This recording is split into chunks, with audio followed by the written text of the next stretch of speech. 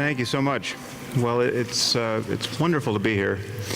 It's been a great pleasure to get a chance to meet so many. Are you getting feedback here? It's been a great pleasure to meet so many of you in the audience. I don't often get a chance to do that. And needless to say, it's a great honor to share the stage with Dan and Richard and Ayan and Lawrence and so many other exceptional people. I'd like to take a moment, as many people have, to just acknowledge the void that is left by the death of our friend Hitch. While it might be possible to guess what he would have thought about a number of the topics raised here, it's almost impossible to imagine how well he would have expressed those thoughts. The man had more wit and style and substance than a few civilizations I could name.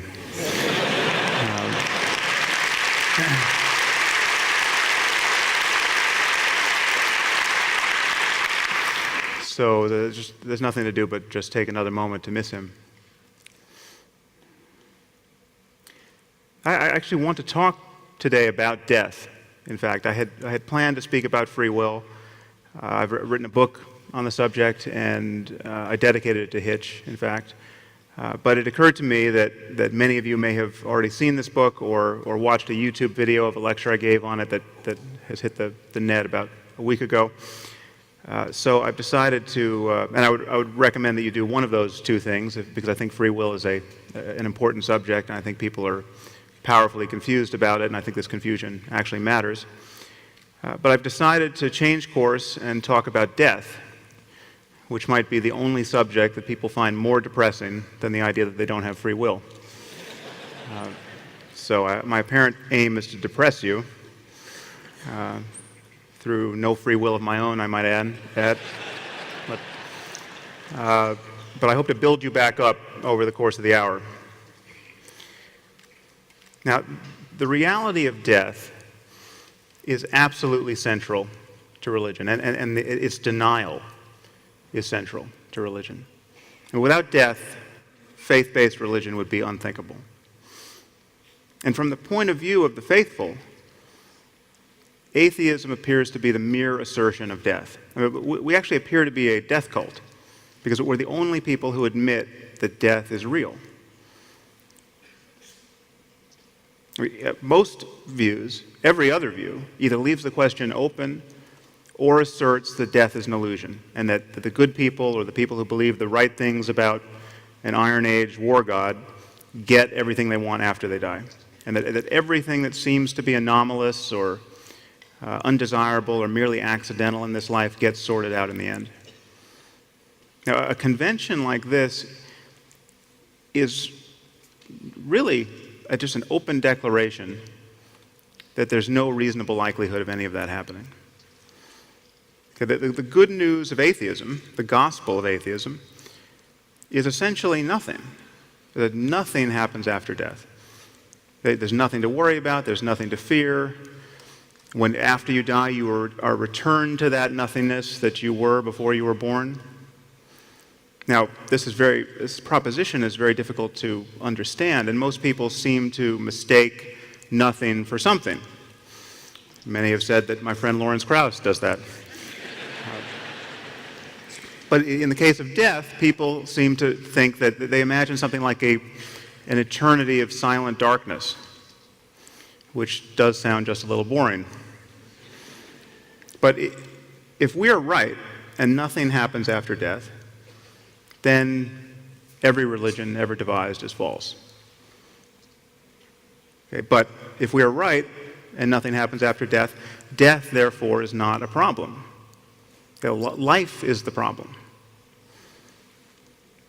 But the problem is that without God and without a promise of an eternal existence after death, life appears to be an emergency.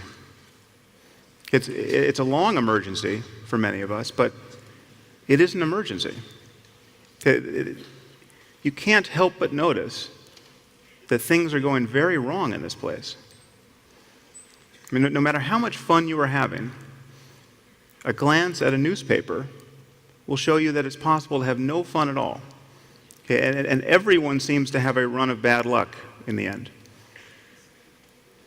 Now, it's hard not to see the absurdity of this situation. You unwrap your shiny new iPad, upon which you hope to squander an unconscionable amount of time and attention,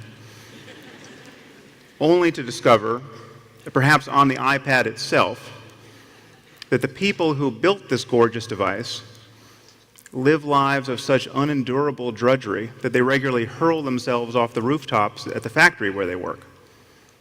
Nets have been installed to catch their falling bodies. Is there any sense to be made of disparities in luck of this kind? Religion makes sense of it. It's my karma. It's God's will that I'm so lucky. If God had wanted me to do dangerous and deadly boring work for a few dollars a day, that's what I would be doing. But as it happens, he wants me to have a new iPad. Hallelujah.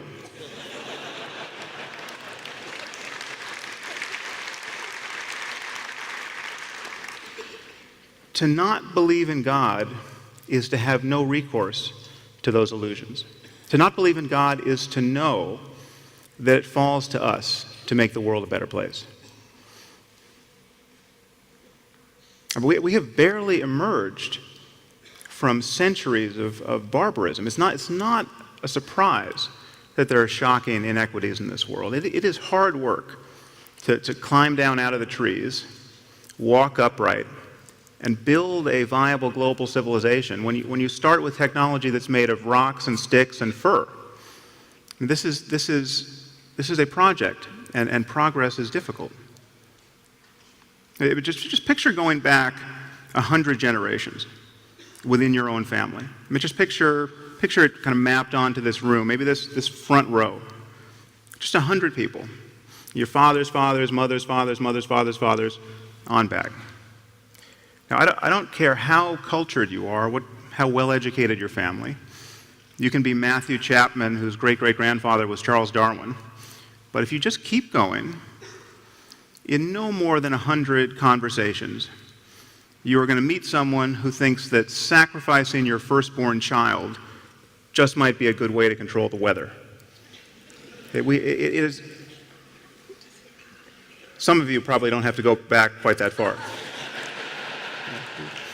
You just have to go home for Christmas.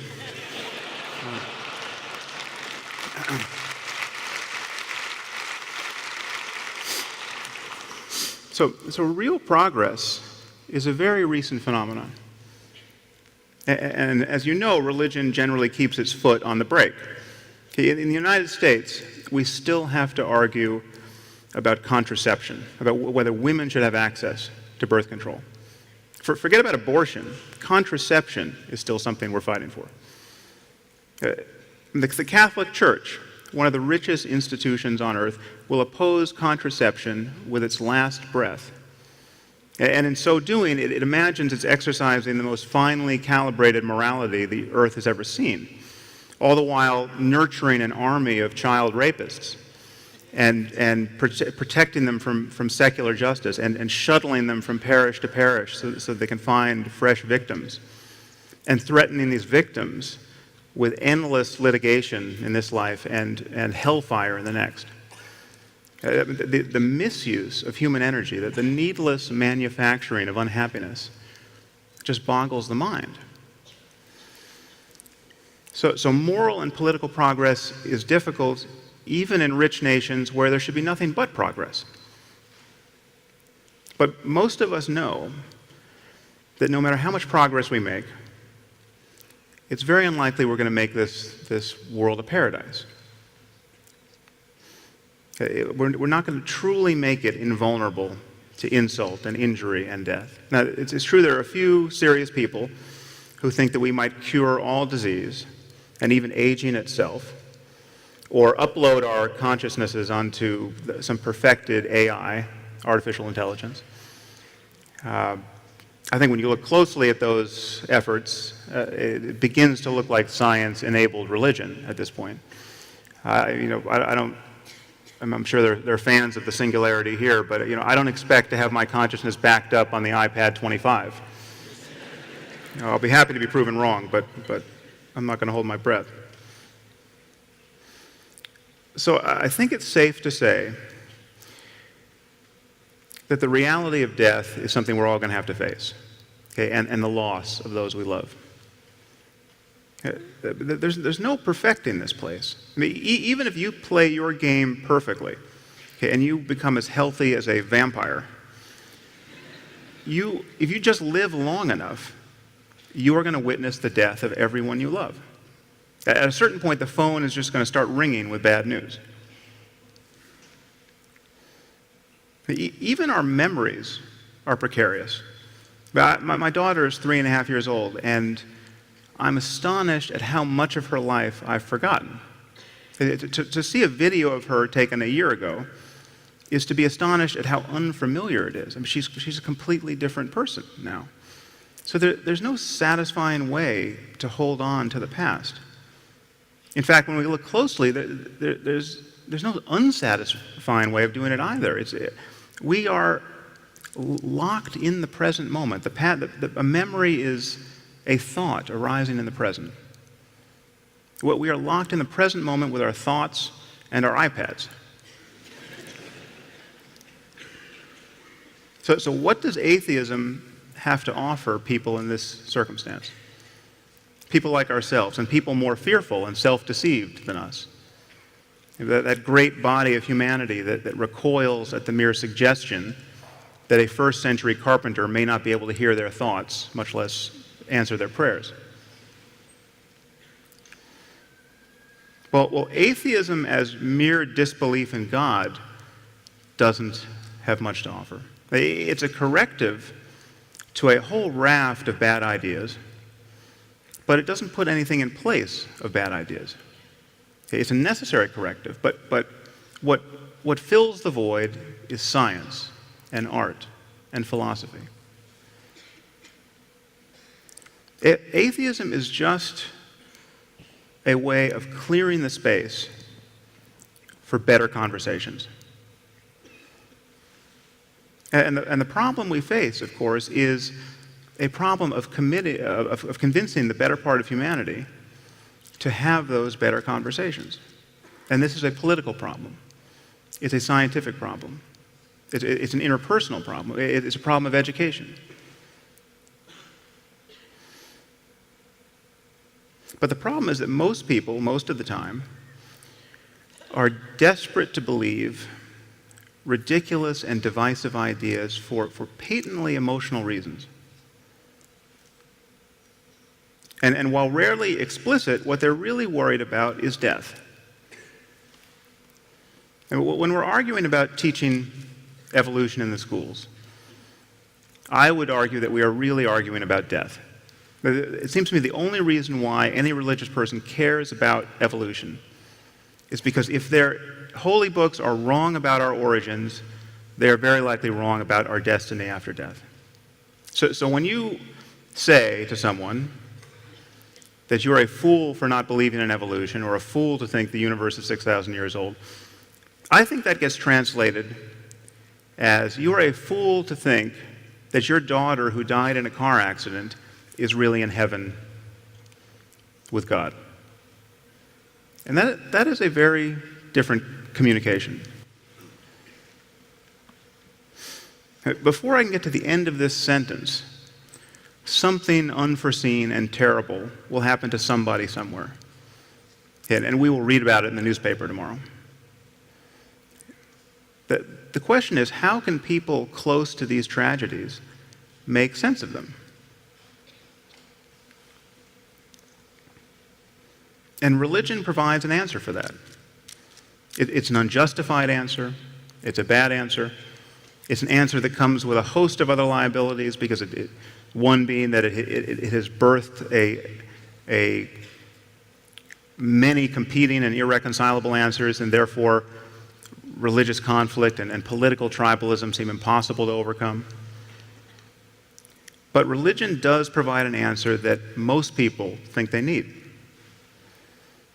And the schism among secularists, the fact that so many people at this conference are regularly attacked for criticizing religion, follows from this point. And people are worried about the grief of other people. The scientists and journalists who have made a career out of attacking the so-called new atheists are worried about the grief of other people. If your child dies in a car accident, believing that she is now in heaven with Jesus has to be consoling. It has to be consoling in a way that no other belief can be. It's true that there's a shadow side to this kind of thinking. I've heard from people who've suffered tragedies like this in the context of their faith and found that the belief in an afterlife was actually a way for their friends not to connect with their grief.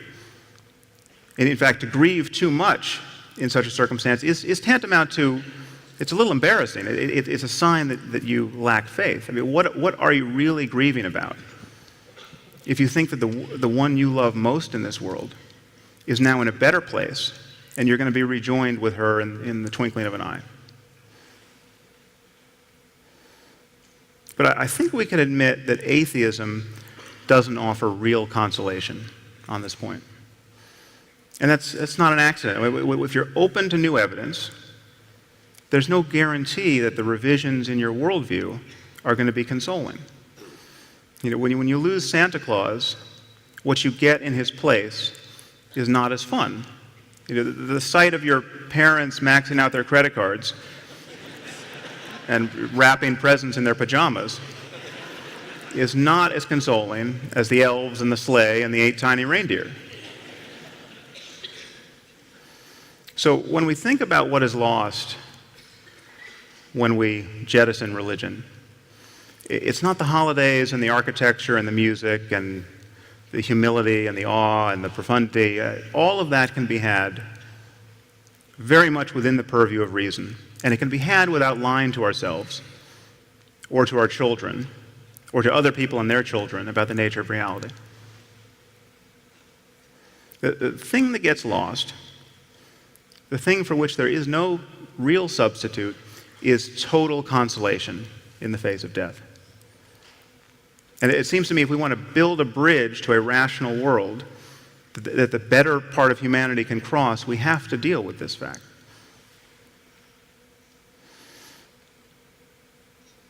Now, most of us do our best not to think about death, but there's always part of our minds that knows this can't go on forever. Part of us always knows that we're just a doctor's visit away or a phone call away from being starkly reminded with the fact of our own mortality or of those closest to us. Now, I'm sure many of you in this room have experienced this in some form. You must know how uncanny it is to suddenly be thrown out of the normal course of your life and just be given the full-time job of not dying or caring for someone who is. Hitch wrote brilliantly about this in Vanity Fair, and I suggest you read his articles if you haven't. But the one thing people tend to realize at moments like this is that they wasted a lot of time when life was normal. Okay, it's not just what they did with their time. It's not just that they spent too much time working or compulsively checking email. It's that they cared about the wrong things. They regret what they cared about. Their attention was bound up in petty concerns, year after year, when life was normal. And this is a paradox, of course, because we all know this epiphany is coming. But don't you know this is coming? Don't you know that there's going to come a day when you'll be sick or someone close to you will die, and you'll look back on the kinds of things that captured your attention, and you'll think, what was I doing? You know this, and yet if you're like most people, you will spend most of your time in life tacitly presuming you'll live forever. I mean, it's like watching a bad movie for the 4th time. Yeah. Or bickering with your spouse. These things only make sense in light of eternity. I mean, there better be a heaven if we're going to waste our time like that.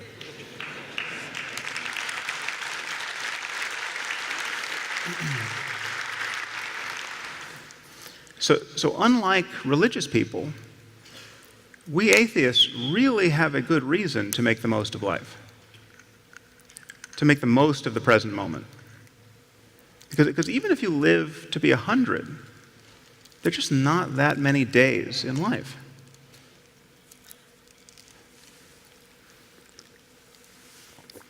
So what is the point of life? I mean, is anything sacred? Does such a question even make sense?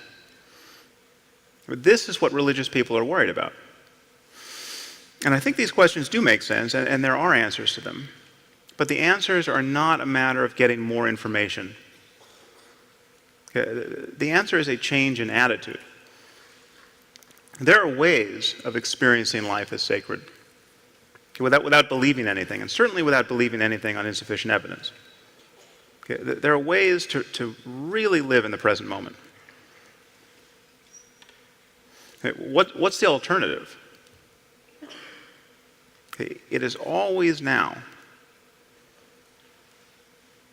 However much you feel you may need to plan for the future, to anticipate it, to mitigate risks, the reality of your life is now. Now, this may sound trite.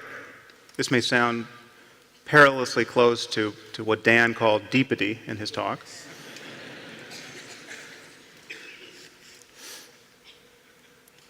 But it's the truth. It's not quite true as a matter of physics. In fact, there is no now that encompasses the entire universe. You can't talk of an event being simultaneously occurring here and one at the same moment occurring in Andromeda. The truth is, now is not even well defined as a matter of neurology, because we know that inputs to the brain come at different moments, and that consciousness is built upon layers of inputs whose timings have to be different. You just consider the sensation of touching your finger to your nose. It seems simultaneous as a matter of conscious experience, but we know that the input from the finger to sensory cortex must take longer than the input from your nose.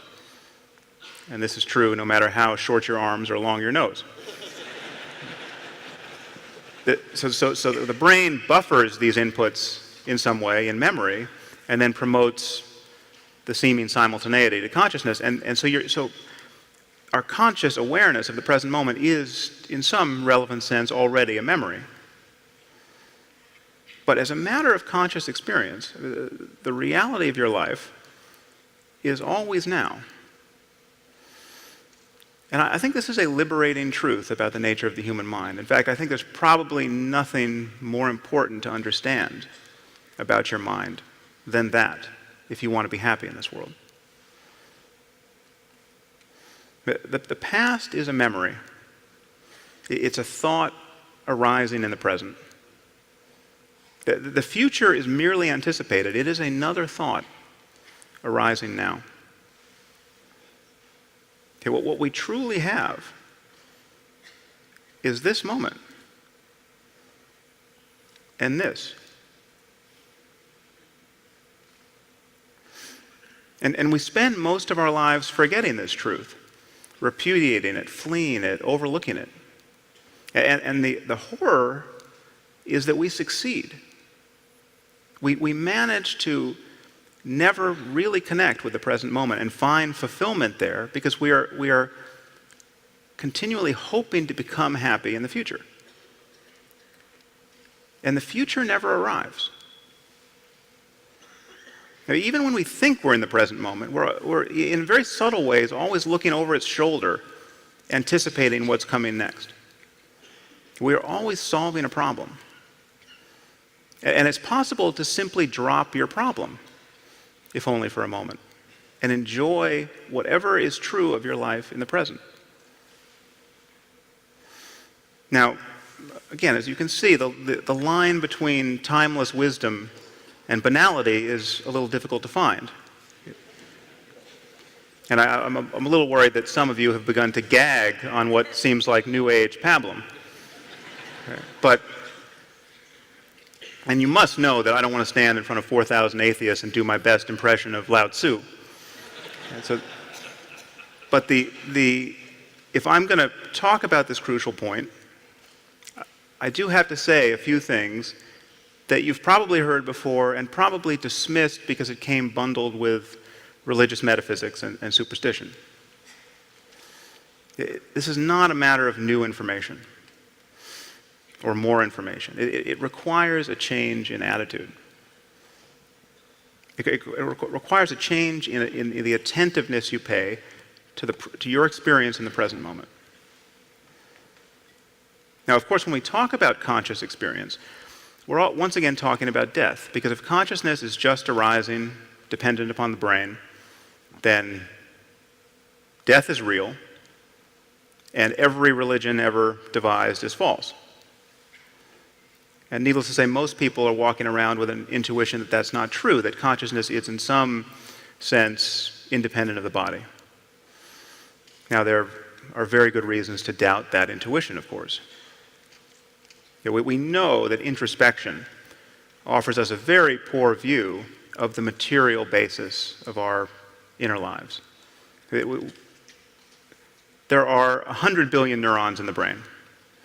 Okay, there are more, each making thousands of connections to other cells. There are more connections in a single cubic centimeter of brain tissue than stars in our galaxy. And yet our inner experience offers absolutely no clue that this is the case. And so we're not just slightly out of touch with the material basis of our inner lives, we're completely out of touch with it. I mean, I actually think about the human brain a fair amount, but it almost never occurs to me that I actually have one. So we have a very limited view of what's going on. We're subjectively unaware of most of what our minds are doing. And yet when we think about what matters is consciousness and its contents. Okay, consciousness is everything. Our experience of the world, the experience of those we care about, is a matter of consciousness and its contents. So whatever the origins of consciousness, the most important question for us is, how can we truly be fulfilled in life? How can we create lives that are truly worth living, given that these lives come to an end? We're all in the business of seeking fulfillment and relief from suffering. I mean, this is not to say that we want mere pleasure or the easiest possible life. That much of what we want in life, much of what we want to experience, entails struggle, and many of us learn to enjoy the struggle itself in some measure. Any athlete knows that there's certain kinds of pain that are actually pleasurable. If the burn of lifting weights was actually the symptom of a disease, it would be intolerable. But because it's happening in the context of a strenuous exercise and progress there, most people learn to enjoy it. So the conceptual lens through which we view even very intense sensation largely determines how we feel about it. And this is one of the many ways in which our thinking about experience changes the character of experience. So the frame we put around the present moment is important and largely determines our experience of it. But it seems possible, in fact, to experience life more nakedly than this, to experience it without an obvious frame. To pay attention to the present moment closely enough so that you're not doing anything to it. And there are techniques for doing this. So I want to try a little experiment with you. So please close your eyes. And you might want to adjust your posture so that you're comfortable sitting.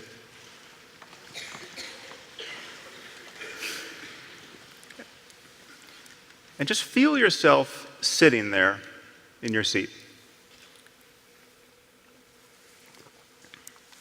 Take a few deep breaths. And just let gravity settle you in your seat. And then you can let your breath just come and go naturally. Become aware of this sensation of sitting. feel the weight of your body. Feel the weight of your arms and shoulders.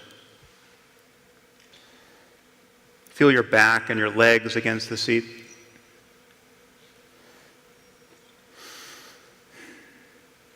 And just notice your body however it appears, whatever sensations you notice. Sensations of pressure or vibration or warmth, tension, aching, whatever arises. But try to feel this as closely as possible.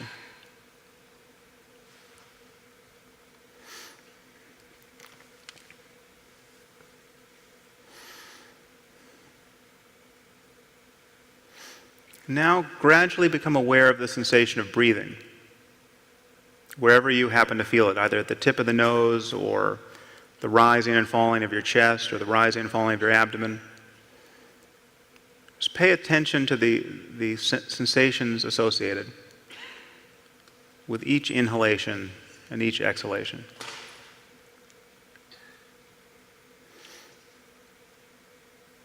There's no need to control the breath, just let it come and go.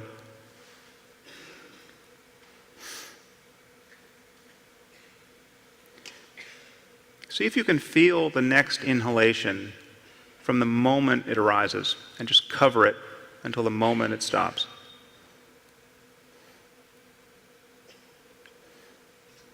And do the same with your exhalations.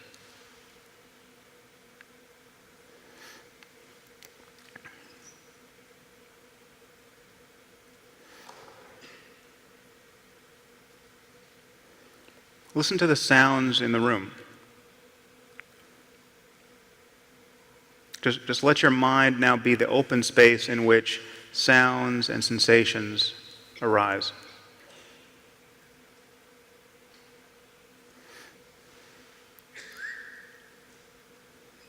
Now, you don't need to make any heroic effort to focus. Just notice what you notice. Notice everything that you notice arises spontaneously. You don't have to move toward it. Just relax and notice the next sensation, the next sound.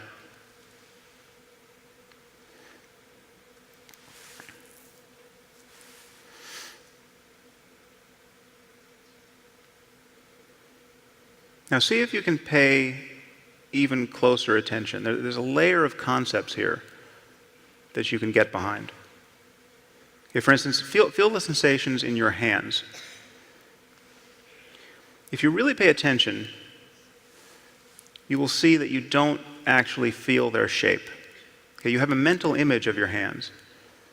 But if you pay close attention, you will feel just the raw sensations of tingling, vibration, pressure, a much more diffuse cloud of sensation. So see if you can feel your hands closely enough to relinquish their shape.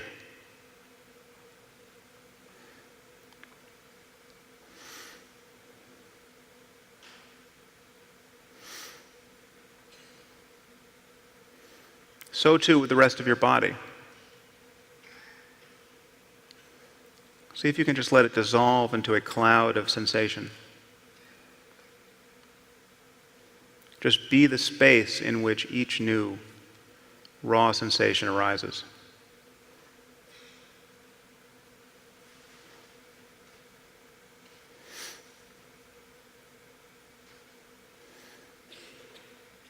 Feel the sensations of your face and head. Now you might feel that your consciousness is in your head or behind your face. But as a matter of experience, these are just more sensations arising in consciousness. The only evidence of your face and head is as sensation arising in consciousness at this moment.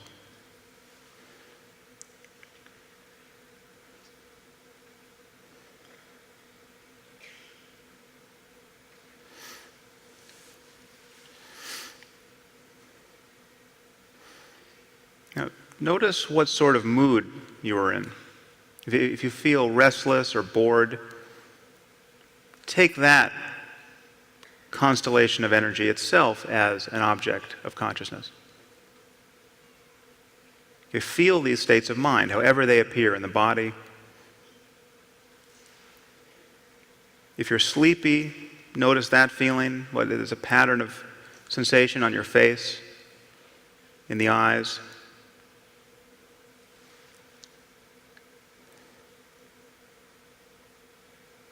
So sounds and sensations and feelings are just announcing this open space of consciousness.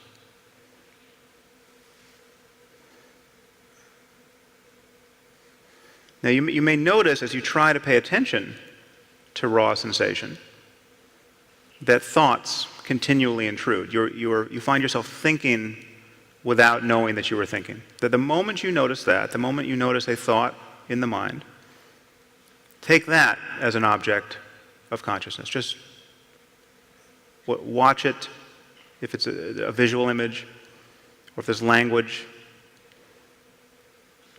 and then come back to sensations and sounds.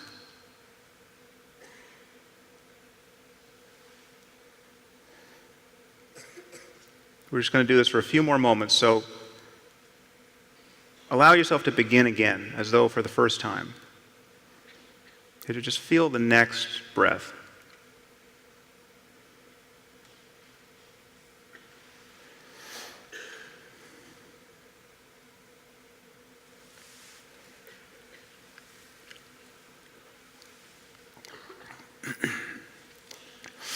Okay, so now you can open your eyes.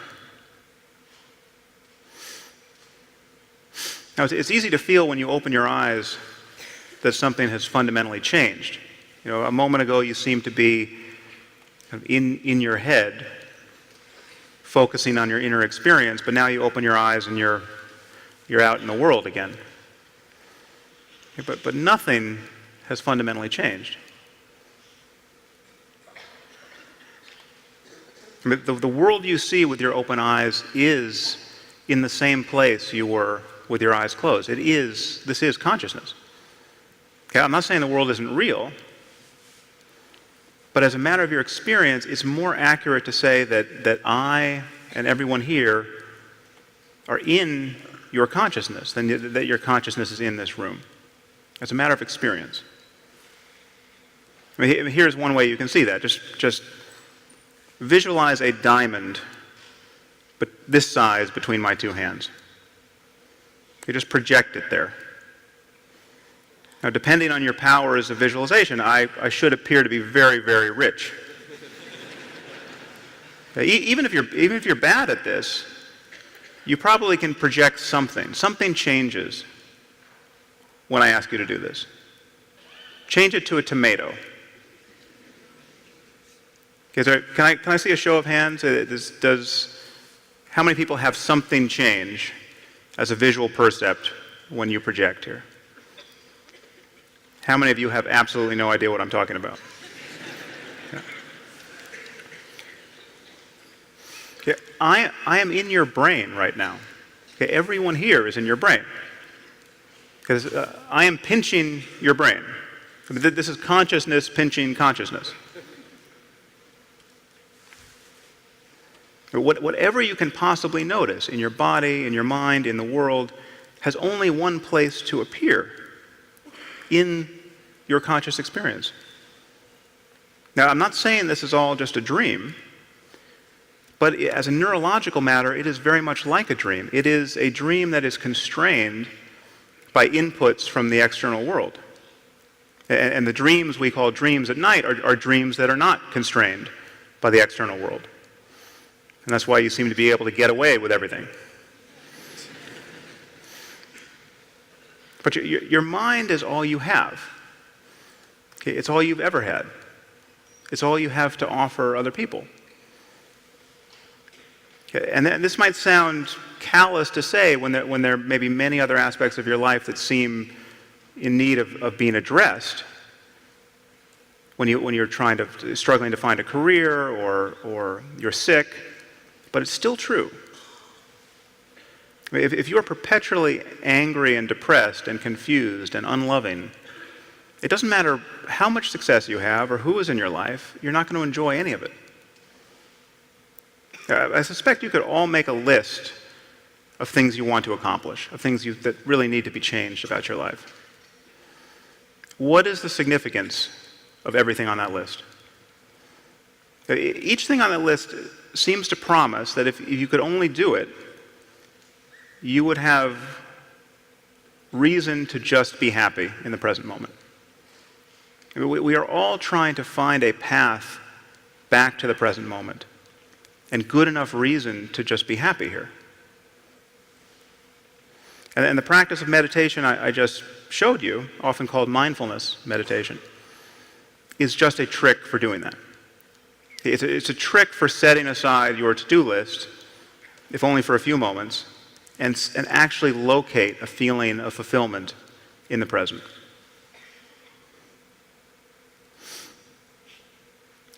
And again, I'm not saying that everything on your list is absurd or not worth accomplishing. But how dissatisfied with the present do you have to be in order to prepare a satisfying future? How neurotic do you have to be? How unhappy do you have to be? How much stress do you have to feel? How unpleasant do you have to be for other people to be around? If you're constantly ruminating about what you just did or what you should have done or what you would have done if you only had the chance, you will miss your life. You'll fail to connect with it. You'll fail to connect with other people. When other people talk, you'll be waiting for them to shut up so that you can say what's on your mind to say. Even when you don't have an opportunity to talk, in a moment like this, when you just need to listen, the conversation as an automaticity continues. You have a voice in your head that keeps saying things. Haven't you noticed? The conversation we have with ourselves every minute of the day comes at a cost. I'm not saying that discursive thought is not necessary or useful, but it is the mechanism by which most of our suffering is inflicted, the sorrow and the self-doubt and the anxiety and the fear, and yes, the fear of death. Thinking is useful, but being perpetually lost in thought isn't. Being the mere hostage of the next thought that comes careening into consciousness isn't useful. So if there's an antidote to the fear of death and the experience of loss that's compatible with reason, I think it's to be found here. The purpose of life is pretty obvious. We are constantly, why do we create culture and form relationships? Beyond matters of mere survival. We are constantly trying to create and repair a world that our minds want to be in. And we, alone among humanity, for the most part, have realized that religion is a bad way to do that. So we have to start a new conversation. Thank you very much.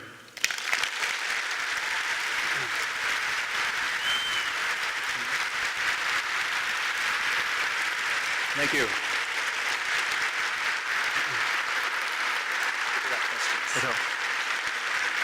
Yep, there's time for questions. I told you he was a Jedi. Up the top there, above the exit sign, man in a white shirt. Hello. I'd like your response to a sort of a middle way I've been trying to convince people about. Middle way between death as the end and your iPad 2.25 consciousness upload idea. So we don't have that iPad 25, but we do have 4,000 consciousness simulators here. Tomorrow, or this afternoon, we're going to be simulating the sort of hitch processes, various of them on a distributed system. Now, it's not embodied and it's not as consoling as having him around, but it's real. in some sense, and it's active, and in some sort of weak way, we are keeping part of that consciousness going. It also sort of demands our attention and effort to do, and it also sort of means... I fear that I missed a few crucial nouns in what has already been said, so I'm sorry, I've got a cold, so I think it's going on.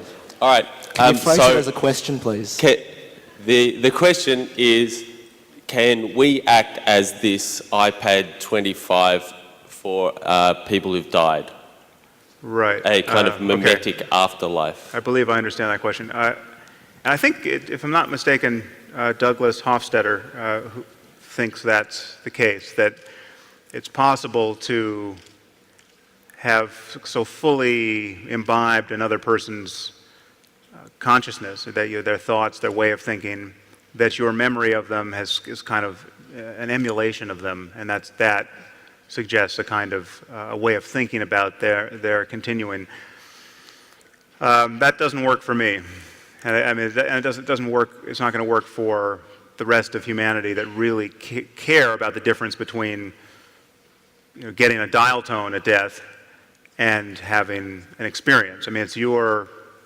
There are many paradoxes that arise here when you think about copying, really copying a human mind, and it's very difficult to think of what it would mean if we actually could back ourselves up. But the idea that somehow everyone's memory of us is a way of living on in the relevant sense, I don't think it is. It's important. I mean, I think it's nice to think about how one's influence in the world propagates and how people live on in that sense. But it's not living on in the sense that people, I think, really care about. Yep, there's a question down here on the floor. G'day, Sam. Just near the door. Is that on? Just near the door, just down here. G'day, Sam. Hi. Thanks, first of all. Just a fairly broad question, but I'm just wondering what your opinions on DMT are, and well, I don't know how much you know. I assume you know more than me, but perhaps maybe if it's found naturally in the human brain, perhaps why, or if there's anything you'd like to say about that. Yeah, well, I'm unqualified to talk about it because I haven't done it. I mean, for those of you who don't know, DMT is famous as the most potent psychedelic in the sense that it's not in terms of the size of the dose required to get you off, but the effects of taking it. And it also distinguishes itself because it's the shortest acting, and it is an endogenous molecule that we already have in our brains and elsewhere. And so in some sense, this is an illegal neurotransmitter that people can.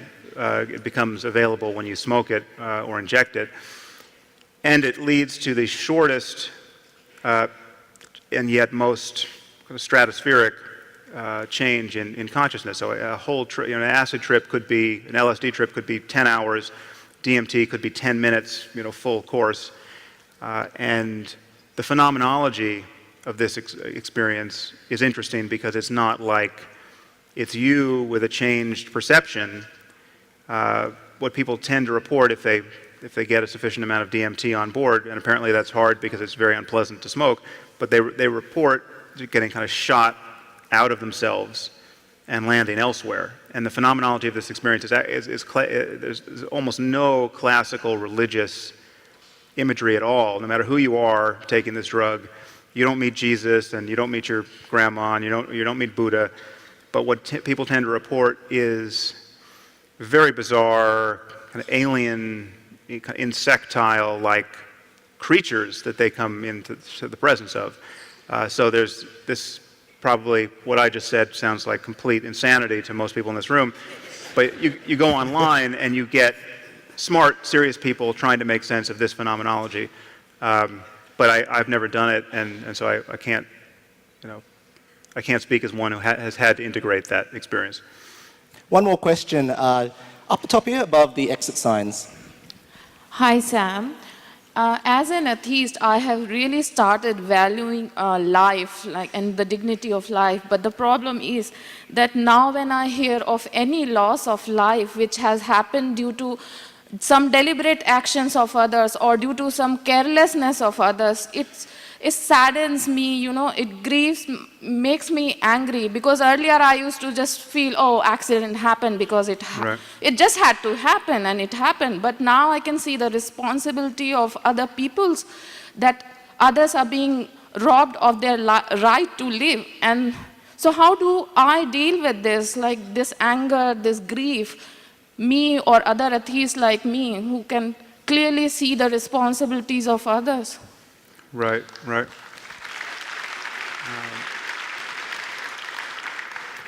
Well, as I said, the